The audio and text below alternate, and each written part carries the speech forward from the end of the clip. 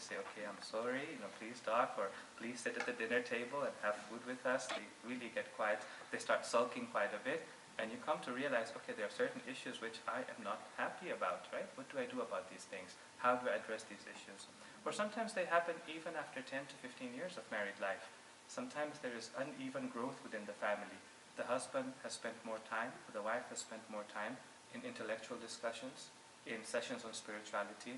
The example I was giving on Thursday night was to say that, sometimes, let's say, for example, the husband is working long hours, he's working, 2 jobs, and he's working odd hours.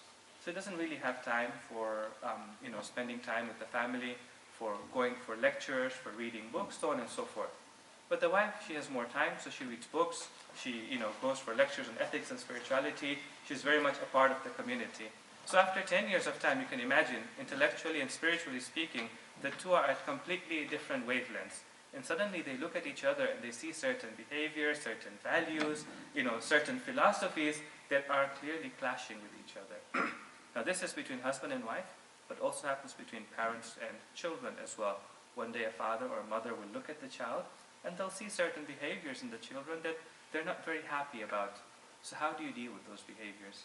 And something I think if you're a parent, you all know that when it comes to taking care of children, the challenges, they never stop, right? They just change, right? They become more difficult as time progresses, right? They used to be simple, then they become more difficult. So I can see everybody nodding over here, which is good. So just to give you some examples, and maybe you can add some more yourselves. So when the child is a toddler, putting them to bed on time, getting them to sleep. I know that's my greatest challenge with my younger one, telling her, okay, now it's time to rest, time to sleep. Or even potty training them sometimes can be a challenge. When they become a child, then suddenly, very difficult to feed them, to make them eat. Sometimes it seems like they're doing you a favor by eating their food or eating what they need to be eating. Sibling rivalry sometimes, don't ever bring one thing if you've got 2 children, because they're bound to fight over it, and sometimes they can get quite upset with each other. That happens as well. And then you get into the pre-teens, and now suddenly they realize there's something called fashion and clothing, and they all want the most fashionable clothes, and they want to look good. Excessive gaming for boys, for example. Everybody else is playing on their iPad and their iPhones, and I want to spend time as well. I know, for example, whenever there's a holiday and I ask them, what will you be doing this holiday? There's only one answer to it. I'll wake up late and I'll be on my computer or I'll be playing some games, right? Unless, of course, parents intervene and they find something more meaningful for the children to do. Early teens, and that's the issue I really want to talk about today, and that will be the case that we take on today. One of the problems that comes up, and it really affects parents quite a bit, is during the early teens when the child becomes rude, or all of a sudden becomes rude, becomes unresponsive, becomes apathetic, sometimes becomes, I don't care sort of attitude, right? And I think you all must be aware of a teenager, or maybe, we all went through the same phase as well, that, sometimes you really have to pull words out of a teenager. That same person who enjoyed talking to you, now you go and talk to them and you tell them, for example, a very simple question. You're so excited to see them after school and you say, so how was your day at school? And you're expecting to hear a very long answer. I did this, I did that, and we went here and we went there. And what do you hear? Good. Yeah, that's it. And I'm back to my whatever I'm doing, right? And that sometimes can be really hard on a parent. So how do you deal with that? Okay, that's what we're gonna be talking a little bit about that, as to why this happens and what we can do about it. And then, of course, when we get into teens and towards the end of high school and starting university, smoking, drugs, alcohol, boy-girl relationships, bullying, stealing, and a number of these issues come up at that time, or there is a concern that these issues may come up at that time as well. And one thing I should point out to you is that do not think at any time, don't think that our community is immune from what happens in society, and do not ever think that my family is immune from what is happening in society. From what I have seen and the experiences I have gone through, I have seen parents who were, if you ask me like, what's the most a parent can do? I'll tell you, look at this parent, that's the most a parent can do, all right? And even they have struggled on some very important issues with their teenagers as well, all right? So these are important discussions for us to be having. Now, sometimes when we're parenting, and a lot of parents say this, they say, the challenges are so much, they're so complicated, You need to have like a master's in psychology to be able to parent. And I, for one, have never believed that you need to be able to have a master's in psychology for parenting. I believe that parenting is simple. Parenting needs a very simple philosophy. Parenting needs for us to have simple techniques, and parenting needs for us to be able to apply those techniques as well, to be consistent in applying those techniques, which have been taught to us by the Quran and the Ahlul Bayt, inshallah. Now, coming down to the bullet point over there, it says it's important to address personality or behavior issues in the right manner. Why is it important? Well, two things are important. The first thing that's important is that we address the issues. We don't just sweep them under the rug. We don't just neglect the issues. Because when we neglect the issues, it becomes even a greater problem. Right? It leads to, I find, and I've seen, it leads to depression, it leads to despair, it leads to a lot of unhappiness within the family, and it exacerbates other problems within the family. Why? Because I couldn't deal with this issue with my child or with my spouse. Okay, I'm not able to address this, but I am going to vent my frustration in some of the other issues. So suddenly all of the other issues which weren't big issues suddenly have become a big issue because I could not deal with this one particular issue. And I have had cases where, let's say a parent comes up to me and says my child needs counseling. And after I speak with that parent, I come to realize not only the child needs counseling, but the parent also needs counseling as well. They are at the point of depression, or they are at the point of despair because they weren't able to deal with those issues. So it's important for us to be able to address the issues, and secondly, not just address the issues, but address the issues in the right way as well. Because sometimes what happens is if we don't address them in the right way, not only does it not bring the family together, it takes the family apart.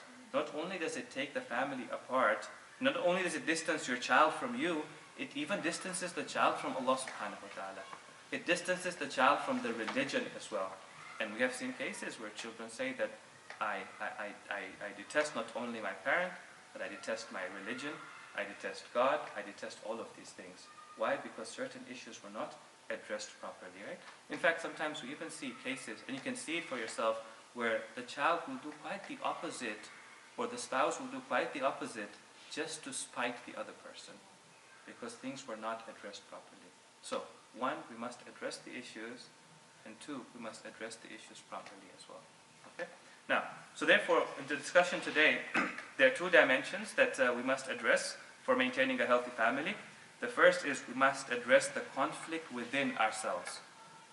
When you find out that there's a behavior, or you just found out about it, or it's been, burning inside you, how do you first address it within yourself so that it doesn't lead to despair, it doesn't lead to anger, it doesn't lead to impulsive and strong reactions, because those are not healthy for nurturing a family, right? You first have to be able to deal with it within yourself, and then you can deal with it, within the other person. And the second thing is addressing the behavior or the personality conflict, because if we address it without hikmah and without wisdom, it can push a family member further and encourage more of the unwanted behavior. Now, coming to the first question, how do we address the issue within ourselves? And here, I just want to share with you an important character of a believer. This character is known as forbearance. And we spoke extensively about it on Thursday night. So I have a question for you, if you weren't here on Thursday night, is what is the Arabic word for forbearance? Sorry? Sabr. Okay. So sabr is patience. What's the Arabic word for forbearance? It's right here. Oh, it is right there. Okay, my bad. I should have not written it there. The Arabic word for forbearance is hilm, right? Alright. Now, okay, tell me one thing without reading the notes further.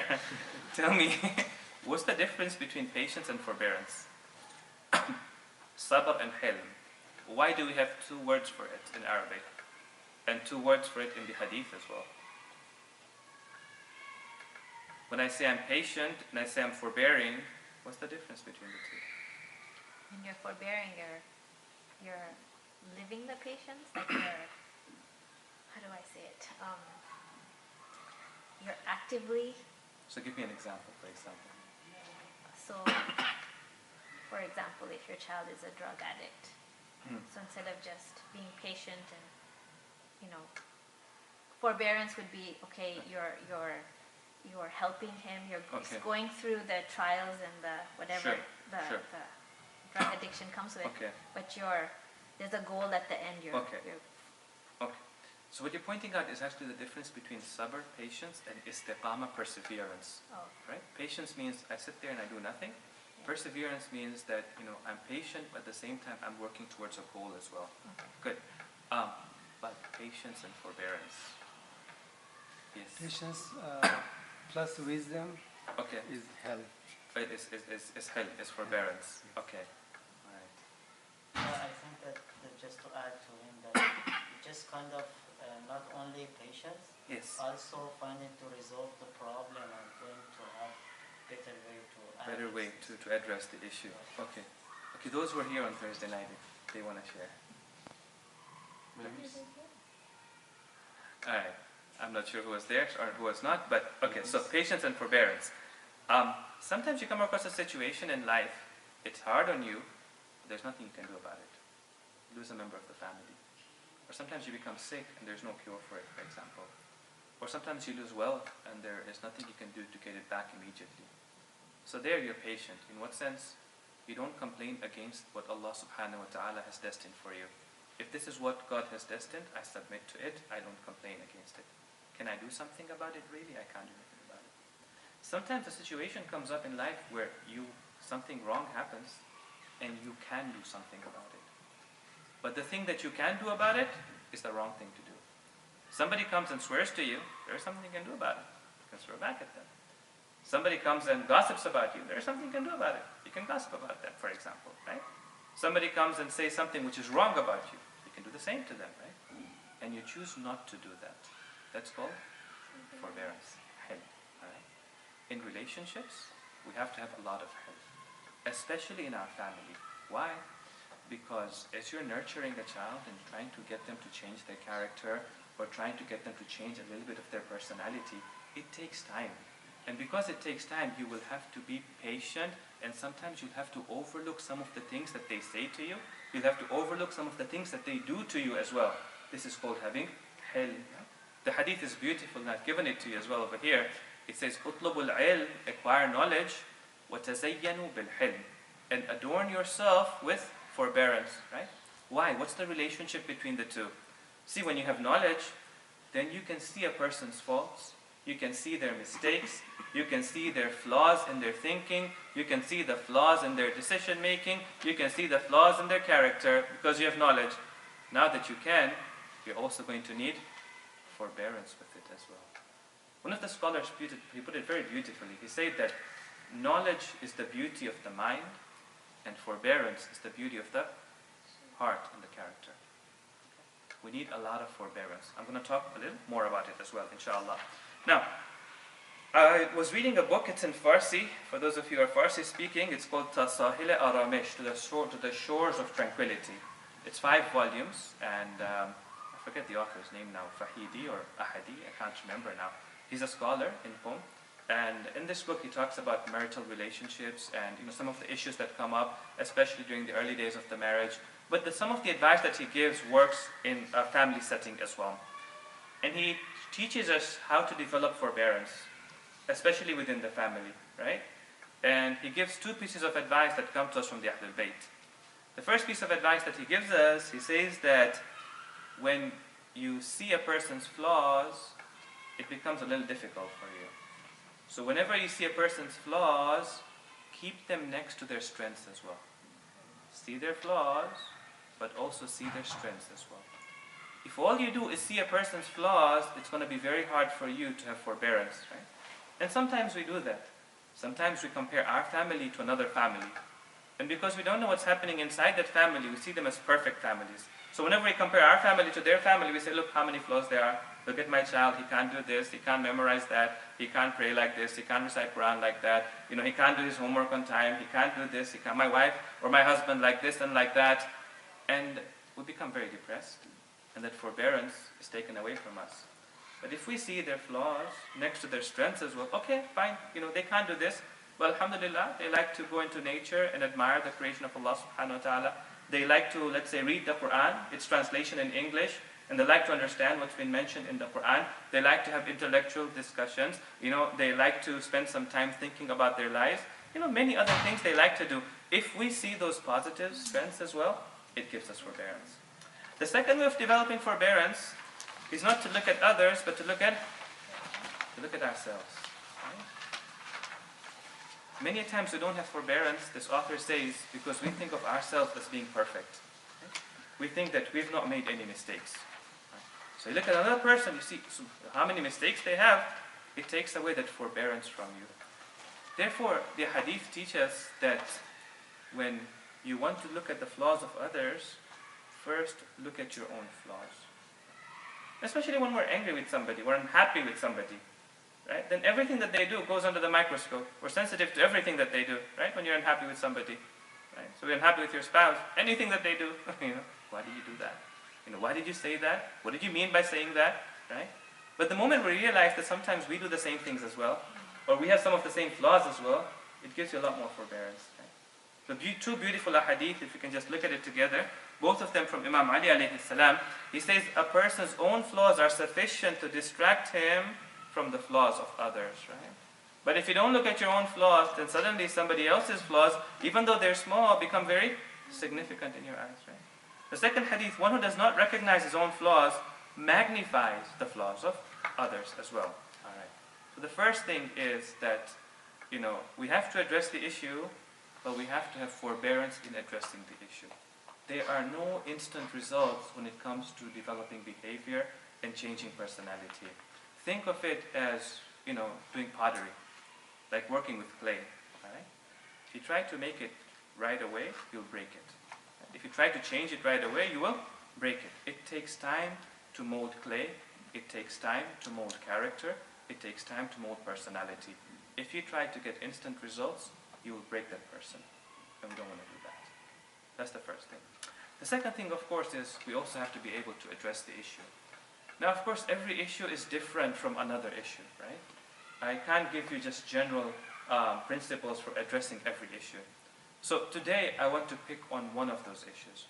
But before I pick on that issue, one thing I want to say is it's very important for us to understand first why that person is demonstrating that behavior, and then for us to try and deal with that behavior. Understanding why is the key to it. I'll give you an example. Maybe it's an example that might be uncomfortable, but I'll give you that example. Sometimes, and I'm going to use an example from out of town. Okay. Sometimes I go out of town and families come to talk to me. Sometimes someone will come to me and say that my wife, she wants to cheat on me. And my wife is in love with another man. And she wants to spend time with another man. Even though not only are we married, but we also have children as well. Now what would you do at that moment? And what would I do at that moment? Immediately go, how can that person do that? This is wrong. We need to sit down and we need to lecture this person. And this is completely wrong. Unacceptable. We should not have to tolerate this at all. But at those moments, it's important to me first to understand why this has happened before I even talk to the other person and say, you know what, you shouldn't be doing this. And in many cases I've seen, the reason it happens is why? Because of the husband not paying enough attention. Because of the husband not paying enough attention. The husband being too busy to express love. The husband not wanting to express love. And usually after many years of marriage, finally the wife finds somebody. There are people out there who are looking to, take advantage. Find somebody who is willing to offer them that love. And suddenly this person has gone to that person and said, you know what? If you can give me that love that I need, it's a human desire. It's natural within human beings. I'll take that. Now the point I'm trying to make over here is first we need to understand why it's happening. Right? And then we can try and deal with it. Now, the issue that we're dealing with today is a behavior that you find within teens. And by teens, I mean, somebody who's turning 12, 13, 14. That's a very special time because that's the time that, they've just gone through puberty right now. Things are very much changing within themselves. They're not just changing physically, but they're also changing within themselves emotionally. And most importantly, they're changing psychologically as well. All right? And we'll talk about that, inshallah. But one of the things that you see at that time of their life is that they display rude behavior in their speech, in their silence, and even in their body language as well. So sometimes, a mother or a father will be talking to a child, and this child who until 2 to 3 years ago, they were very polite and everything, suddenly they come up to their parent and they say, so what? I don't care. There you go again, you're telling me to do all of these things, you go and do your thing, you go and, take care of yourself. And sometimes they can be even worse than that, use abusive language against their parents. Sometimes it's not the rude behavior, but it's the silence. I gave you many examples of that. Sometimes you're trying to carry out a conversation with the child, especially with the teenager, and they don't want to answer you. So how did your day go? Went good. What did you do today? None much. What do you think about this? I'm busy right now, right? And you almost seem to have to struggle to pull words out of them, and they don't even want to recognize that you're there. Sometimes it's in the body language, right? You say something and the eyes roll. What does that mean? There you go again. Kind of, oh no, once again, here we go, right? Or sometimes there's a shrug, whatever, and I don't care, kind of thing. So how do you deal with that? But like I say, before we talk about how do you deal with that, let's try to understand why that even happens. Now I'm sure there are many reasons why that happens. But the 3 reasons in my research I found that I want to point out. First thing I want to point out is it's hormones, along with the fact that their intellect or their brain is not yet fully developed. One thing you should know about human beings that's different from other animals, other mammals, is that their brain mostly significantly develops outside the womb and not in the womb. Why? Because for most of the mammals that we have, their brain is not that large compared to their body size. Human beings have the largest brain compared to their body size. Now, reading some of the, or watching some of the documentaries on biology, you find that if the human brain was developed inside the womb, then delivering the baby would be very difficult, right? So most of it develops outside the womb. So what happens is, as for other animals, the moment they're born, within 30 minutes they start to run, and within the first year they become completely independent. Human beings are different because their brain starts developing outside the womb. So the first 5 to 6 years, they're not capable of doing anything. And this seems to be part of Allah subhanahu wa ta'ala's plan to attach the human being to the mother and father, and to attach the human being to the family as well, and to provide that emotional and psychological support that they need. Right? Now when it starts developing, the first 5 years it physically develops. And by the end of the age of 5 or 6, the brain has probably completely developed, physically speaking. But then between the age of 5 and the age of 20, a lot of development is happening inside the brain. Networks are being made, networks are being broken. Now, one of the areas that's really developing at that time is the frontal lobe, all right? Especially the limbic system. What's the limbic system? The limbic system has got a number of things inside. It's in the front, up, all right? A number of things in there. It's got the hippocampus, right? The hippocampus is responsible for our memory and also for our emotions, and the amygdala, which is responsible for our emotions as well.